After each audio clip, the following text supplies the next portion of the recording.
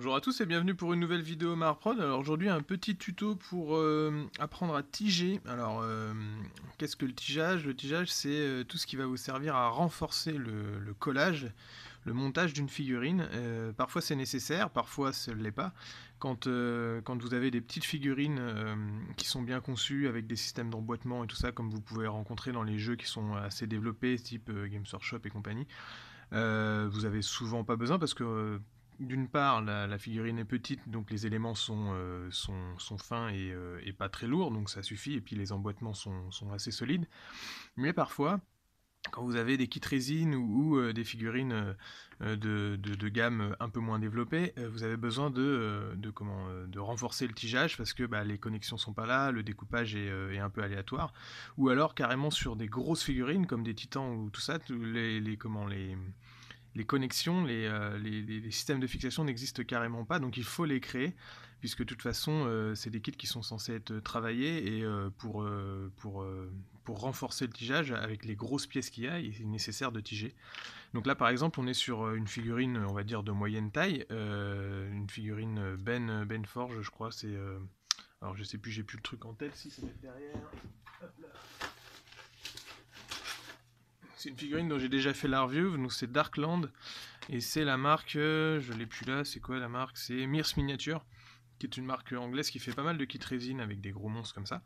Et donc là, je suis en train de préparer la figurine résine, et du coup, alors il y a les systèmes d'emboîtement, hein, le découpage est plutôt bien fait sur ce genre de kit. Vous voyez par exemple la tête ici, là, vous avez une petite découpe qui s'emboîte en fait juste là.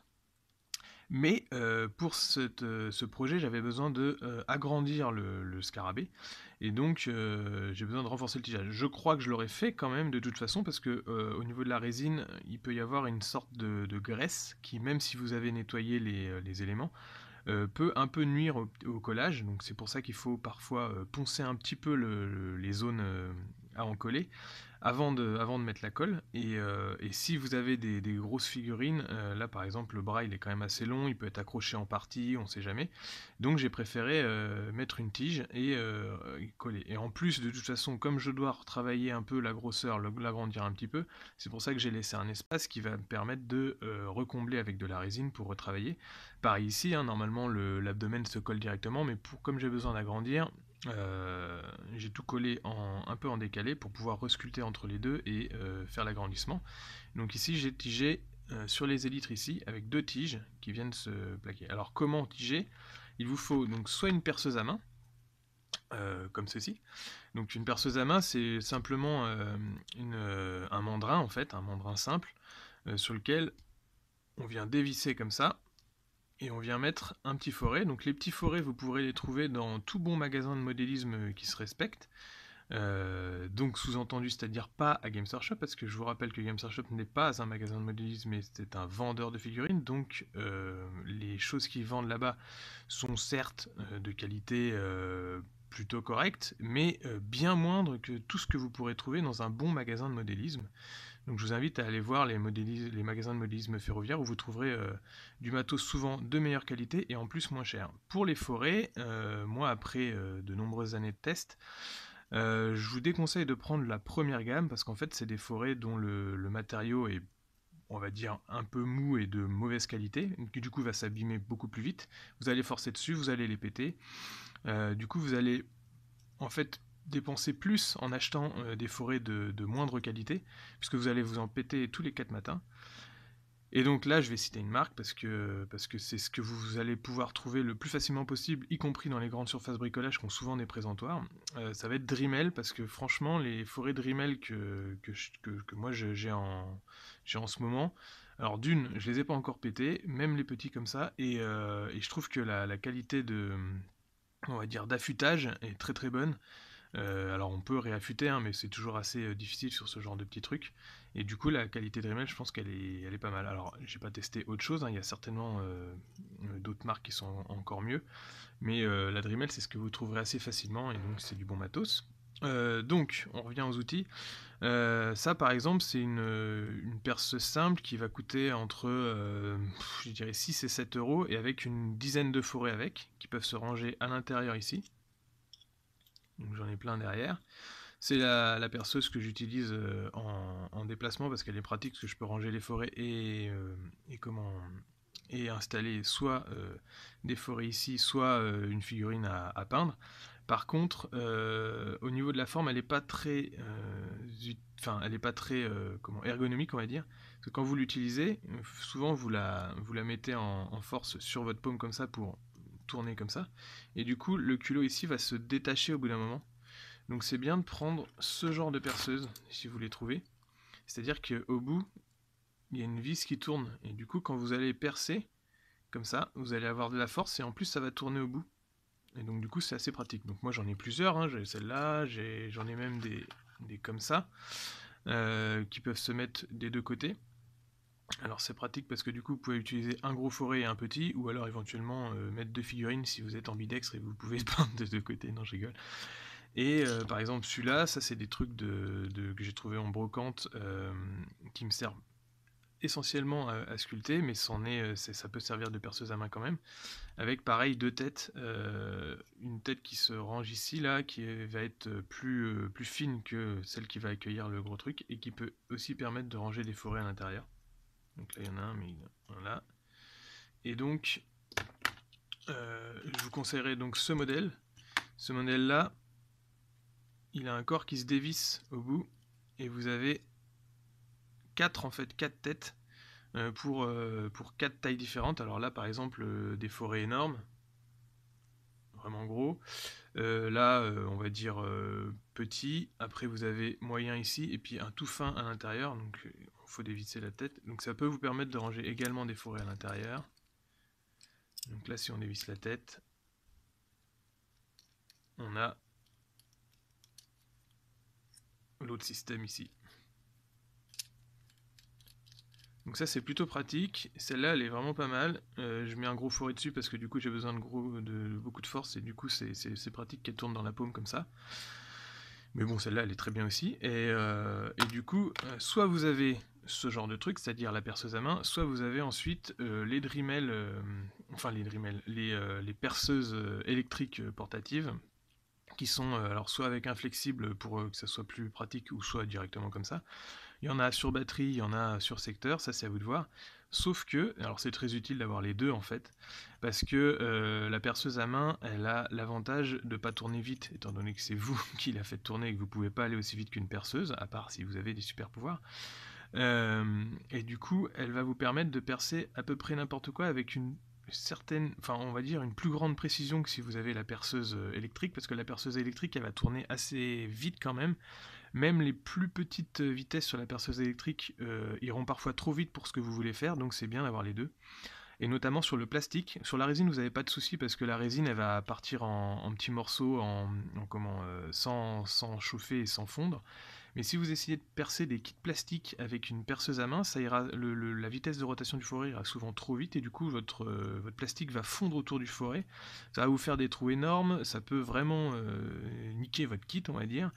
Et donc c'est mieux d'avoir une perceuse à main pour aller moins vite sur le plastique. Comment percer?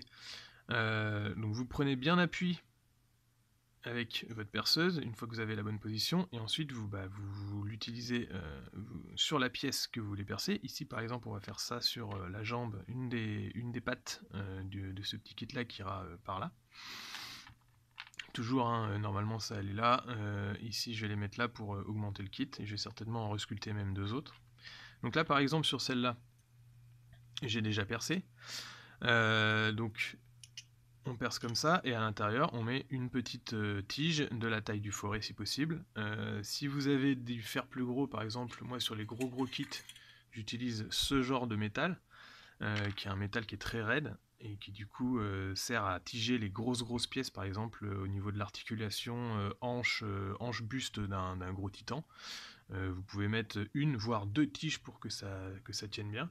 Alors deux tiges c'est un peu plus compliqué parce que du coup vous avez donc deux points de contact et il faut que les trous que vous faites en face correspondent bien. Alors pour ça, une petite technique, c'est alors soit vous taillez les petites pointes de votre métal en pointe, Comme ça, quand vous allez faire vos deux marques, vous gravez un petit peu dans le matériau et vous saurez où percer. Ou alors, vous mettez carrément un tout petit peu de vernis à ongles sur les deux tiges. Et avant que ça sèche, vous faites les empreintes et du coup, ça va vous faire les deux empreintes qui vont vous permettre de percer. Ici, bon, ça va aller. On a besoin que d'un seul trou, donc ça va se faire assez facilement. Au niveau du métal que vous pouvez mettre à l'intérieur, vous en avez en fait deux principaux. Le laiton. Donc le laiton, il est très souple. C'est un métal qui est quand même très souple. Je vous le conseille pour tout ce qui est petite figurine, par exemple si on voulait monter ce Space Marine en le tigeant. Toute petite figurine, et puis également pour par exemple les structures de sculpture.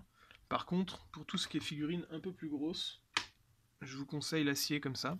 Donc c'est un acier galvanisé qui est plus raide et qui du coup sera quand même plus intéressant. Par contre, la taille idéale de diamètre du fil, ça va être du 0,8 et le 0,8 c'est souvent assez dur à trouver. Donc si vous en trouvez, achetez directement la pelote. Par exemple ici c'est du 1 et là c'est du 1,2 qui est un tout petit peu trop épais, mais bon j'ai trouvé que celui-là, donc vu la bobine que j'ai, il va me faire quelques années. Et puis bon, ça reste correct quand même, hein. Le forêt passe très bien, et il est de la taille, donc bon. Voilà, si vous pouvez trouver un peu moins, pour les grosses figurines ici on s'en fout, mais pour les petites figurines, si vous êtes sur du 1 ou du 1,2, parfois sur certains éléments à tiger, comme des on va voir sur celle-là par exemple, ici on a une faux qui venait du kit Edge of Sigmar Night Vault Underworld, on sait pas trop les noms, kit mort-vivant. Imaginons que vous vouliez tiger au niveau de la hampe ici pour la renforcer. Bon, bah, vous voyez, le forêt est presque aussi gros que la hampe, du coup, c'est quand même un peu limite. C'est possible, mais il faut vraiment être précis. Donc c'est mieux d'avoir en dessous, c'est-à-dire du 0,8. Ici, je ne l'ai pas. Ensuite, pour percer, bah, vous y allez tranquillement. C'est-à-dire, vous essayez d'assurer votre prise au niveau de vos doigts. Il n'y a pas vraiment de technique, enfin je veux dire, vous pouvez pas le mettre ailleurs dans un outil autre, parce que du coup vous aurez quand même moins de prise et vous aurez plus de chances de déraper. Par contre c'est vrai que si vous arrivez à le mettre dans un étau, bah, si vous dérapez, normalement il n'y a rien en face. Ici c'est un petit coup à prendre, vous allez peut-être vous percer les doigts un petit peu au début, mais comme c'est une perceuse à main, c'est vous qui gérez, donc il faut y aller tranquille. On pique dans le matériau, et puis hop, on tourne tranquillement. Alors c'est un tuto plutôt débutant, hein, si vous avez ça à faire et que vous êtes un peu jeune, n'hésitez pas à avoir un adulte à côté de vous. Donc voilà, si vous avez une bonne perceuse à main, ici elle n'est pas extrêmement terrible, hein, celle-là, mais bon ça passe pour de la résine, vous n'aurez pas de soucis parce que du coup, à la force comme ça, votre forêt va rentrer tout seul, mais par contre des fois, le matériau va se refermer un peu dessus et du coup votre forêt va tourner dedans. Alors ce que vous pouvez faire, c'est, ça veut dire que votre forêt il est un peu petit par rapport à la prise du mandrin ici. Vous pouvez entourer un tout petit peu de scotch autour du forêt et mettre une pointe de colle cyano. Comme ça va augmenter la taille de votre forêt et vous allez pouvoir, la mâchoire va prendre mieux dedans. Donc là, je suis rentré sur environ tout ça, ce qui est largement suffisant. Et par contre au niveau du collage, je vais me retrouver un peu dans le vide puisque je veux qu'elle soit comme ça et que j'ai pas encore fait l'agrandissement au niveau de l'abdomen ici. Du coup il faut que je tige par là. Donc j'ai besoin d'une grande tige pour que la pâte elle repose à terre, et puis après je vais resculpter tout le pourtour. Donc là je vais juste tailler un tout petit peu autour de mon élément que j'ai brisé.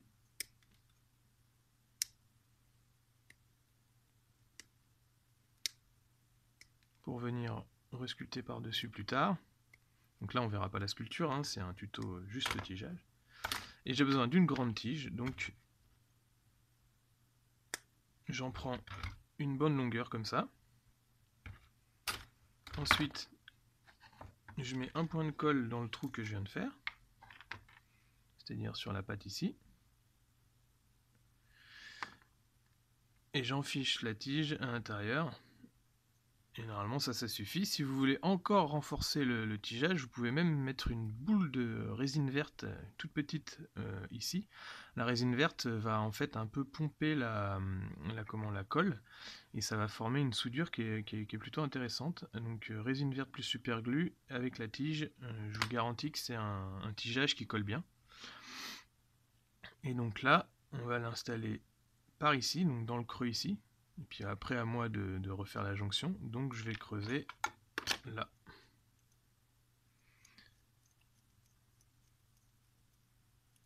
Donc là, on essaie de voir où on tige, enfin où on creuse, c'est-à-dire j'ai pris cet angle-là pour que ça aille vraiment dans la masse et que ça traverse pas. Donc vous y allez tranquillement. Ici, on va essayer de creuser assez profond. Mais ils creusèrent trop profond. Non, pardon. Pour que le tigeage soit assez puissant. Alors si je ressors plusieurs fois la perceuse en y allant petit à petit, c'est pour en fait la résine elle a tendance un peu à coller là, ça dépend des types de résine, mais celle-là elle colle un tout petit peu au forêt, donc j'ai besoin d'enlever de la matière. Donc j'enlève le forêt pour faire le trou. Donc là, on est sur cette profondeur là, vous voyez que ça tient déjà. Par contre, la tige est un peu grande, hein, j'ai vu grand exprès pour pouvoir bien ajuster, donc je vais recouper. Donc là, c'est un peu au jugé, mais en gros, j'ai besoin d'enlever à peu près ça. Ici, ça va s'intégrer dans le trou. Et là, je vais pouvoir l'ajuster ensuite à terre. Donc même un tout petit peu plus, on va dire comme ça. Voilà. Et ici, elle repose à terre avec l'autre patte. Donc il suffit ensuite de mettre un petit peu de colle dans le trou ici. Et d'installer la tige. Ensuite de la mettre en place tranquillement. Si vous avez un petit peu d'accélérateur, vous pouvez mettre un petit peu d'accélérateur. Ensuite, il suffira de combler avec de la résine pour le reste. Donc voilà pour ce petit tuto tigeage, j'espère que ça vous aura aidé certains, et puis n'hésitez pas à me contacter via les commentaires pour me demander si vous avez besoin de conseils techniques au niveau des marques à acheter ou de certains magasins.